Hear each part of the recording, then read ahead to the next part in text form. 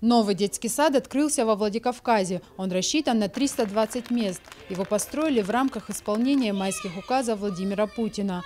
Более чем за 1 год здание возвели с нуля по самым современным технологиям. Подобное дошкольное учреждение есть лишь в Кизляре Моздокского района.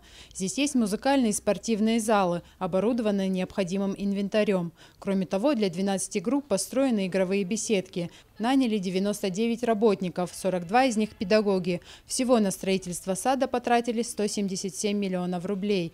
Их выделили из федерального и республиканского бюджетов. У нас программа функционирует в целом по республике. В этом году планируется открытие нового детского сада на 350 мест в городе Владикавказ, также в Кировском районе, в Ордонском районе. И, конечно же, в каждом абсолютно районе будут создаваться дополнительные места. Это в виде реконструкции, пристроек к существующим зданиям, либо, соответственно, приспособление свободных площадей на территории школ, учебных заведений, где можно открывать группы продленного дня для детей.